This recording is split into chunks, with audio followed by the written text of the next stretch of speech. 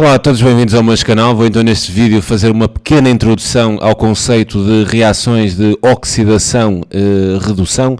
Este vídeo servirá apenas para apresentar a ideia sobre o que é uma reação de oxidação-redução, também explorar alguns nomes que vocês deverão conhecer. Depois farei ainda mais dois pequenos vídeos teóricos. Num segundo vídeo, a seguir a este, trabalharei então o NOx, que é o número de oxidação. Como é que podemos determinar exatamente o número de oxidação de alguns elementos.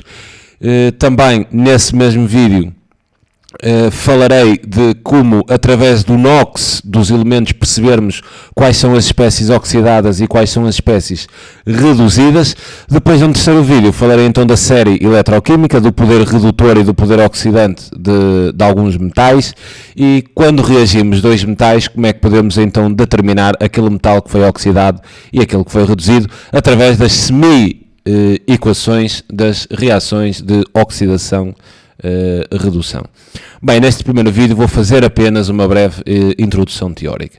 Então vou falar de reações de oxidação-redução. Em primeiro lugar, importa saber o que é uma reação de oxidação-redução. Uma reação de oxidação-redução é basicamente uma reação onde existe transferência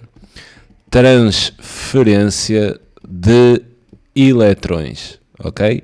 Uma reação de oxidação-redução é uma reação onde há transferência de eletrões. Para existir esta transferência de eletrões, alguém tem que dar eletrões, como é óbvio, e alguém terá de receber, né? Daí o conceito de ser uma transferência. Alguém dá, alguém recebe. Vamos pensar assim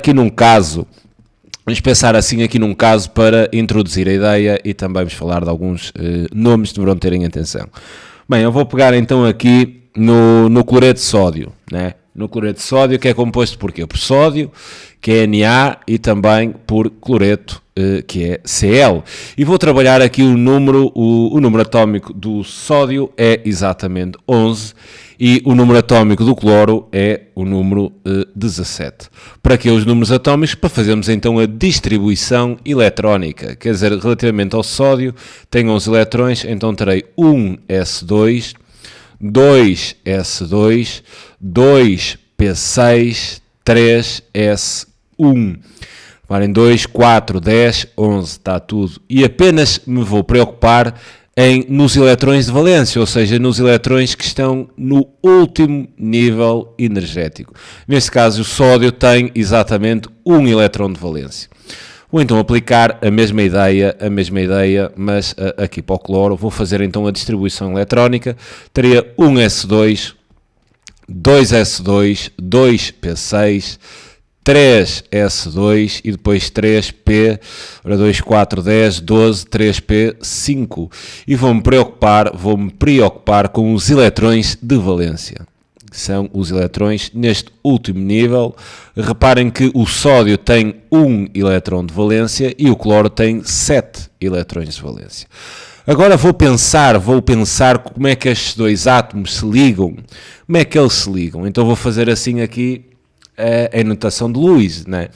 Vou pegar aqui no sódio. O sódio tem 1 elétron de valência, então vou representar assim o eletrão aqui a vermelho, assim por uma estrela. E o cloro tem 7, então o cloro, coloco aqui o cloro, e se tem 7, vou então registar os 7 eletrões de valência que o cloro tem. Aqui tem 1, aqui 2, 3, 4, 5, 6, 7. Agora reparem no seguinte, nós sabemos que os átomos, para ficarem estáveis, né, têm que ter o último nível energético preenchido, totalmente preenchido. Então reparem no sódio, quer dizer, o sódio tem aqui um eletrão assim desamparado no último nível.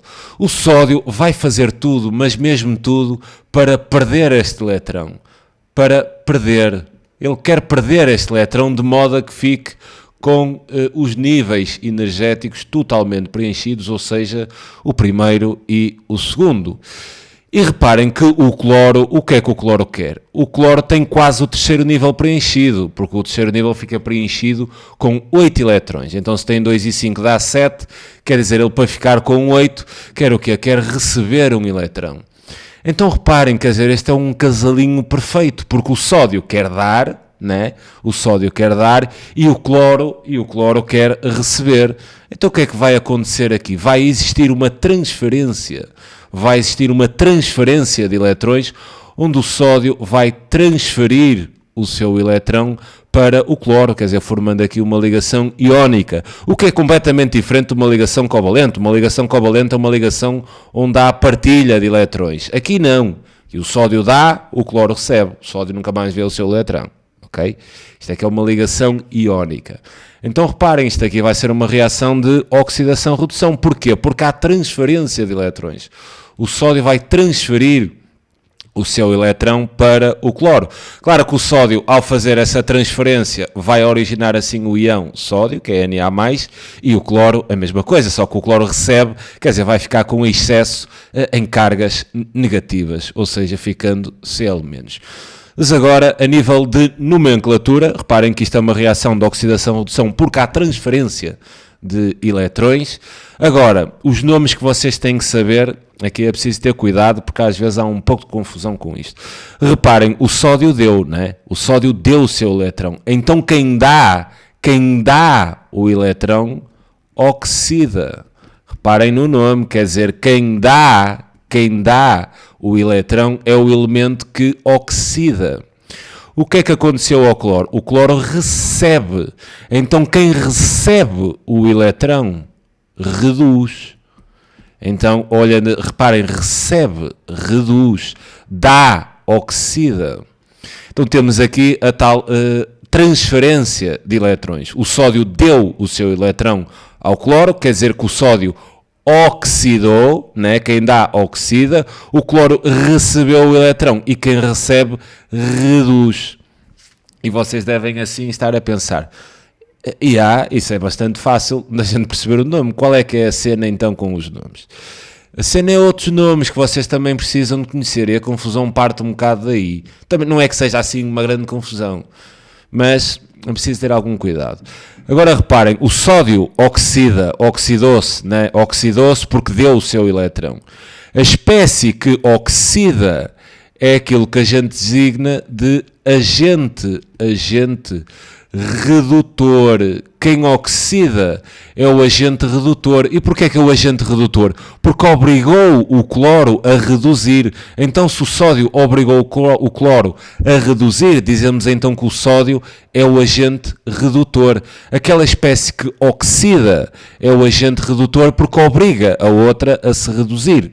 Da mesma forma que o cloro será o agente oxidante. E porquê é que é o agente oxidante? Porque obriga o sódio a oxidar, ou se obriga o sódio a oxidar, o cloro então é o agente oxidante. Ok? Daí a pequena confusão que eu vos falo. Isto não tem confusão nenhuma. Ok? Resumindo isto, quem dá o eletrão oxida, quem recebe o eletrão reduz. Quem oxida é designado como agente redutor, porque obrigou a outra espécie a reduzir. Aquele que reduz, neste caso é o cloro, aquele que reduz é chamado o agente oxidante, porque obrigou o outro a oxidar. Ok? Pronto, assim, uma breve introdução. Esta aqui é a base das reações de oxidação-redução. São reações onde há transferência de eletrões e vocês terão que perceber muito bem estes dois nomes. São fáceis de entender. Quem dá oxida, quem recebe reduz, quem oxida é o agente redutor, quem reduz é o agente oxidante. Ok? Fica então assim aqui esta breve introdução à ideia de reação de oxidação-redução. É sempre uma reação onde existe transferência de eletrões. Depois então nos próximos vídeos falarei-vos então do número de oxidação, que nos permite perceber numa reação química grande quais são as espécies que foram oxidadas e aquelas que foram reduzidas, e depois no outro caso as semi-reações de oxidação-redução, onde trabalhei então a série eletroquímica, falando um pouco sobre o poder redutor ou oxidante de diversos elementos.